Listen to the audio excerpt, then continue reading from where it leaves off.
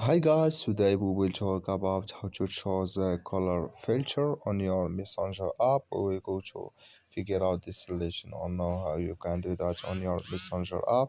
All you have to do, you just go up here, you click here on app, then it's going to take you to next window here like you say.